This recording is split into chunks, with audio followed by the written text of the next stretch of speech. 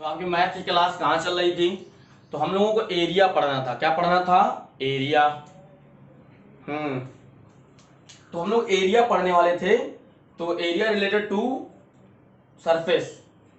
चलिए फटाफट area related to surface पढ़ते हैं। हम लोग एरिया निकालने के लिए जानते हैं एरिया। देखो एरिया का फार्मूला क्या होता है? हाँ?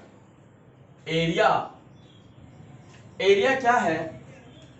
डिफिनेशन एरिया की क्या होती है? Area is the measurement of total completion of two dimension.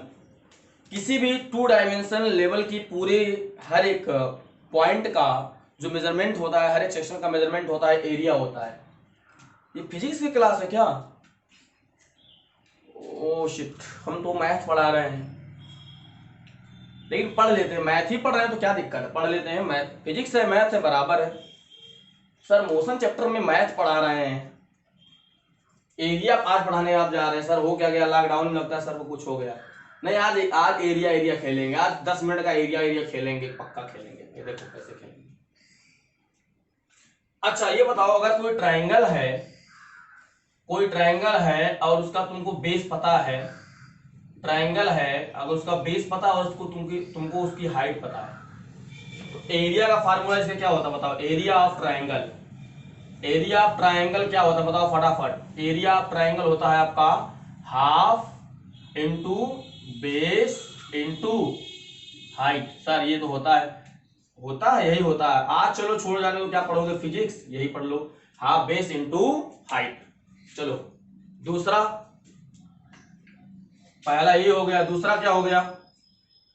अगर किसी ट्रायंगल का बेस पता है और उसकी हाइट पता है तो हाफ बेस इंटू हाइट करके उसकी एरिया पता कर लो। स्क्वायर की एरिया का फार्मूला क्या होता है? स्क्वायर की एरिया ऑफ स्क्वायर क्या होता है बताओ? एरिया ऑफ स्क्वायर होता है आपका ए स्क्वायर, दैट्स मीन साइड का स्क्वायर। तो सर पक्का मैथ पढ़ा रहे हैं, मत पढ़ाइए, है ना? चलिए जान लो, लिख लो, ये सब 5 करके लिख लेना। अच्छा area of rectangle, area of rectangle, area of rectangle देख लो। अगर ये लेंथ है, अगर ये विड्थ है, एरिया ऑफ रेक्टेंगल क्या हो जाएगा? एरिया ऑफ रेक्टेंगल हो जाएगा आपका लेंथ इंटू विड्थ। कुछ लोग बच्चे तो कह रहे हैं सर पता नहीं भगाने क्या वीडियो, भगाना मत देखो। चलिए एरिया ऑफ रेक्टेंगल ये हो गया। अच्छा area of parallelogram, area parallelogram, parallelogram जानते हो ना? एरिया पैरेललोग्राम का फार्मूला क्या होता है जी? ये देखियो ना, ये इतना लंबा चौड़ा क्यों बनाए? तुम लोग वैसे भी कह रहे हो सर मोशन चैप्टर में पता नहीं कहां से एरिया पढ़ा रहे हैं, है ना? तो क्या होता है, अगर एक साइड आपकी, ये वाली साइड आपकी अगर ए है, नीचे वाली का साइड आपकी बी है, और इस पैरेललोग्राम की अगर हाइट, अगर ये हमारी क्या होती है? Parallel side, sum of the parallel side, इनको हम बोलते हैं पैरेललोग्राम ही हमारी पैरेलल साइड होती हैं। ये हमारी हो गई हाइट, इस पैरेललोग्राम की क्या हो गई? हाइट। तो पैरेललोग्राम में अगर उसकी पैरेलल साइड का वैल्यू आपको पता है तो एरिया ऑफ पैरेललोग्राम क्या हो जाएगा आपका, है ना? होता है आपका ए प्लस बी।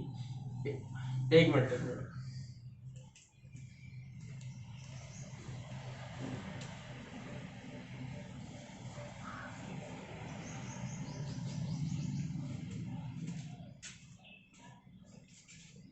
तो एरिया ऑफ पैरेललोग्राम आपका होता क्या है? Half of sum of parallel side A plus B into height of parallelogram. याद रखना ये फार्मूले। चलिए, है ना? थोड़ा सा मैथ बढ़ा दिए, याद रखना। Area parallelogram half sum of parallel side into height. ये आपका ये वेलोसिटी टाइम ग्राफ है। v मतलब वेलोसिटी, t मतलब टाइम, टाइम सेकंड में है और वेलोसिटी मीटर पर सेकंड में। इसमें एक चीज देखना, तुमने क्या पढ़ा, जैसे तुमने ये चीज पढ़ा कि जैसे मान लो कोई ऑब्जेक्ट यहाँ पे हमारा मोशन कर रहा है, तुमने एक चीज ये पढ़ा है, देखो ये एक चीज है क्या, जैसे मैं यहाँ पे बात कर लूं, ये हमारे यहाँ पे कोई, यहाँ पर कोई वेलोसिटी हमारा v हो, है ना। तुमने क्या पढ़ा, पहली चीज क्या पढ़ी कि slope, slope of VT graph, slope of VT graph give us, हमें क्या देता है बताओ, एक्सीलरेशन देता है। क्या देता है? एक्सीलरेशन देता है। एक्चुअली यही पे स्लोप ऑफ वीटी ग्राफ, हमें जो वीटी ग्राफ का जो स्लोप हो हमको क्या देगा, एक्सीलरेशन देगा। इसको यहां लिख दो, वेलोसिटी को ऊपर लिख दो, मीटर पर सेकेंड। सोचो यहां से यहां तक जाने में ये t टाइम लेता है ना। तो इसका मतलब पता क्या चलता है हमें, तो ये जो एरिया कवर करता है ना, एरिया ऑफ, सुन लेना मेरी बात, area of velocity time graph, area of velocity time graph give us, Noto, अच्छे से नोट करो, area of velocity time graph give us displacement.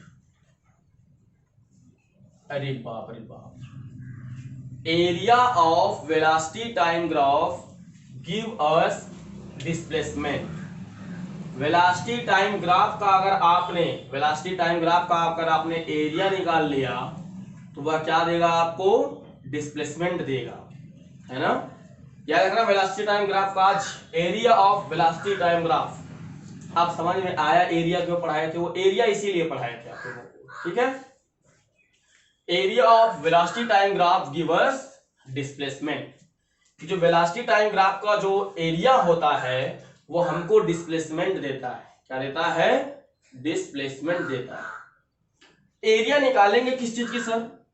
Under the graph, जो हमारा ग्राफ अंदर की तरफ जो ग्राफ होगा हमारा, अंडर जो आपका कर्व होगा, जो आपके उसके अंदर का जो ये वाला सेक्शन है ना, जो आपकी लाइन है, जैसे मान लो एक एग्जांपल है, जैसे मान लो ये लाइन अगर ऐसे जा रही है, एक लाइन अगर ऐसे ऐसे, अगर एक लाइन एक ऐसे जा रही है तो कौन सी एरिया निकालोगे? तो इस आपके ग्राफ के जो अंदर की जो एरिया रहेगी, अंदर की एरिया रहेगी, यही आपको क्या देगा? डिस्प्लेसमेंट देगा। एरिया अंडर द कर्व क्या फाइंड करेंगे, है ना, area of, and area will be find, area should be, area should be under the curve, under the curve. जो एरिया निकालेंगे वो कर्व के अंदर की एरिया होगी, कर्व के बाहर की एरिया नहीं होगी। हमारी बात समझ में? कभी भी एक सर मन कर रहा है इधर का भी निकाले नहीं, बस इतना जानना, कभी भी वेलोसिटी टाइम ग्राफ दिया गया हो, वेलोसिटी टाइम ग्राफ दिया गया तो वैसे से आपको क्या पता चल जाता है? डिस्प्लेसमेंट। सर कैसे पता किए कि ग्राफ डिस्प्ले, जैसे अगर मान लो ये है, ये मान लो यहाँ से का ऑब्जेक्ट, इसकी ये हमारा यहाँ पे चूंकि ये y एक्सिस पे हमारी वेलोसिटी, तो मान लो यहाँ पे कोई v होगा हमारा, यहाँ से यहाँ तक कुछ वेलोसिटी होगी, यहाँ से यहाँ तक का टाइम। अच्छा अगर इसकी एरिया निकालनी हो, इसकी एरिया निकालनी, तो ये ट्रायंगल है, तो ट्रायंगल इक्वल, ट्रायंगल की जो एरिया होती है क्या होती है? Half base into height. अच्छा बेस कितना है बताओ, इस ट्रायंगल का बेस कितना है? अरे ये v है, अगर ये v है तो ये भी v होगा। बेस कितना है सर? बेस तो इसका t है। अच्छा हाइट कितना है? हाइट सर, हाइट जो है, हाइट हमारा जो बेस है हमारा, यहां पे देख लेते हैं, जो बेस है हमारा वो t है, और जो हाइट है हमारा वो v है। हमारी बात समझ में आ रही है? ठीक, तो half into T into height क्या हो गई हमारी? v। अच्छा तुम लोग ये बताओ, वेलोसिटी इक्वल क्या पढ़े थे? वेलोसिटी इक्वल पढ़े थे तुम लोग displacement upon time. Velocity equal क्या पढ़े थे, यहां देखो यहां देखो यहां देखो तुम लोग, वेलोसिटी इक्वल क्या पढ़े हो, डिस्प्लेसमेंट अपॉन टाइम। अगर वेलोसिटी और टाइम का आपस में मैं मल्टीप्लाई कर दूं तो डिस्प्लेसमेंट इक्वल क्या हो गया, वेलोसिटी इंटू टाइम।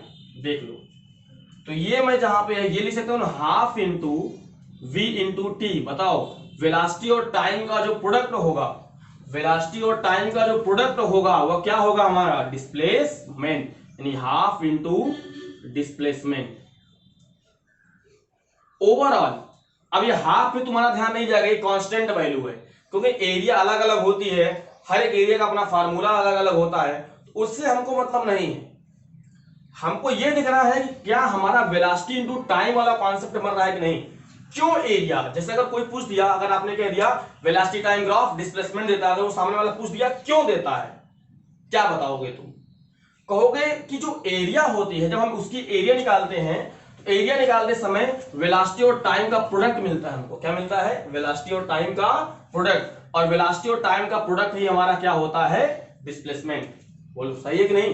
देखो वेलोसिटी और टाइम का प्रोडक्ट हमारा क्या होता है, अगर velocity equal displacement upon time, तो displacement equal velocity into time. हमारी बात समझ में आ रही है। तो कहीं ना कहीं ये प्रोडक्ट यानी, और सर क्या हर एक एरिया में से प्रोडक्ट मिलेगा, पक्का मिलेगा। आप कोई वेलोसिटी टाइम ग्राफ का निकालोगे तो वहां पर वेलोसिटी टाइम का प्रोडक्ट मिलेगा, जो किसको रिप्रेजेंट करेगा, डिस्प्लेसमेंट को। ठीक है, तो आइए एक दो क्वेश्चन करते हैं, फिर मैं आपको होमवर्क दूंगा इस पे। ठीक है,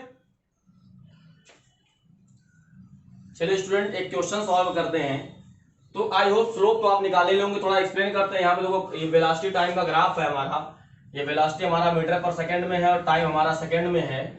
तो स्टूडेंट्स एक चीज देखिए, यहाँ तक तो स्लोप जीरो है तो एक्सीलरेशन इसका जीरो होगा। यहाँ पे आप लोग स्लोप इसका निकाल लेंगे, स्लोप पॉजिटिव एक्सीलरेशन निकल जाएगा। लेकिन आज हमने क्या पढ़ा कि वेलोसिटी टाइम ग्राफ का जो एरिया होता है वो हमको क्या देता है, डिस्प्लेसमेंट। चलिए एरिया निकालते हैं। आपके पास दो तरीका है, आपको डिस्प्लेसमेंट निकालना है। क्या निकालना है, डिस्प्लेसमेंट, जो हमारा ऑब्जेक्ट का डिस्प्लेसमेंट कितना हुआ है।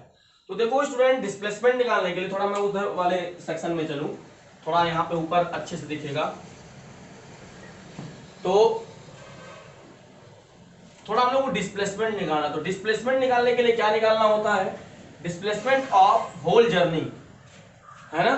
तो डिस्प्लेसमेंट निकालने के लिए area under the curve, area under the curve, area under the curve. अब तुम्हारे पास कितनी एरिया बन रही, पहले तो दो तरीका है, कितनी एरिया है। देखो एरिया आप जैसे यहां पर मान लो सी हो गया, डी हो गया, ई, और ये ओ है हमारा बड़ा सा, ये जीरो है, और ये हमारा ओ है, जी मान लो इसको। अब देखो यहां पर कितनी एरिया है। अब तो तुमको यहां पर एरिया, इसीलिए एरिया बताया, याद आ रहा है, अब इसीलिए एरिया बताया। तो पहली बात तो तुमको एरिया पता होनी चाहिए। क्या पता होनी चाहिए, एरिया। ठीक, अब एरिया पता होनी चाहिए। तो अब एरिया सर कैसे करेंगे, इतनी बड़ी एरिया हम कैसे निकालें। तो एरिया जब बहुत ज्यादा रहती है तो छोटे छोटे पीसों में तोड़ लो, या तो देखो जैसे मैं यहां पे कर देता हूं। देखो तीन एरिया मेरे पास है, area number first, area number second, area number third. यानी एरिया ऑफ फर्स्ट पार्ट, अगर मुझे पूरी एरिया निकालनी है तो area of second part plus area of third. अच्छा एरिया निकालना है तो अब एरिया पता भी होना चाहिए कि वो शेप है क्या। तो पहले एरिया सुनो, अगर ये क्या है हमारा दिख रहा है सर, हमारा रेक्टेंगल है, तो आपको उसके पैरामीटर पता होना चाहिए। पैरामीटर का मतलब कौन कहां पे कितना है। तो बताओ एरिया, अगर इसका एरिया तुमको निकालना है तो उसका लेंथ विड्थ पता होना चाहिए। चलो तो देखो यहां से इतना लेंथ कितना है, यहां से लेंथ 20 के बराबर, यहां बना लो 20। चलो मेरी एरिया, पहली एरिया मेरी क्या है, मेरी पहली एरिया है यह rectangle of, rectangle area of rectangle A B F G plus area of second, second वाला पोर्शन क्या है हमारा, एच मान लो, area of rectangle B H D F. घबराना मत बिल्कुल, शुरू में इतना डिटेल बता रहे हैं, फिर लास्ट में तुम लोग अपने से करते चले जाओ। थर्ड एरिया हमारा ट्रायंगल है, क्या है, एरिया ऑफ, एक मिनट, हाँ, एरिया ऑफ ट्राइंगल, ट्राइंगल क्या हमारा BHC, BHC। तो तुमको सबसे पहली बात तो सबका पैरामीटर पता होना चाहिए। चलिए पहले का पैरामीटर देखिए, इसका लेंथ b है और यहां इसकी वो कितनी है, ये आपका है 10। चलिए इस वाले का भी तो देखो वही सेम होगा, बोलो सेम होगा कि नहीं होगा। कहीं इसके चक्कर में तो लोग मेन ग्राफ ना भूल जाओ भैया, मेन ग्राफ हमारा यहाँ पे देखो, ये मेन ग्राफ हमारा यही है, इसी का हमको एरिया निकालना, बाकी नीचे तो हम ऐसा लाइन ड्रा कर रहे हैं, ठीक है। अब सोचो इसको, चलो इसकी भी लेंथ हो गई 20, लेकिन इसकी विड्थ कितनी है, 10 और 15 के बीच में डिस्टेंस कितना है आपका 5 का। चलो ये भी पता चल गया, इसके भी पैरामीटर पता चल गए, इसके भी पैरामीटर पता चल गए। अब ये ट्राइंगल का पैरामीटर पता करो। ट्राइंगल में क्या चाहिए, बेस और हाइट। बेस तो 5 पता है और हाइट निकाल लो। हाइट कैसे निकालोगे, ये इसकी हाइट है तो इसकी हाइट कितने के बराबर बताओ, इसकी हाइट कितने के बराबर है सर 25 है। इतना केवल लेना है, कितनी है आपकी, केवल 5 है, कितनी है। अब फटाफट एरिया निकाल लो। चलो पहले एरिया निकालो, रेक्टेंगल लेंथ इनटू विड्थ। अरे एरिया ऑफ रेक्टेंगल लिख देते हैं भैया, लेंथ इनटू विड्थ। चलो एरिया इसके भी length into width, half base into height. ये भी रेक्टेंगल है तो रेक्टेंगल का फार्मूला ये होता है ना एरिया निकालने का। ओहो सर इसलिए आप एरिया पढ़ाए थे, हाँ इसीलिए एरिया पढ़ाया था, बात समझ में आ गई।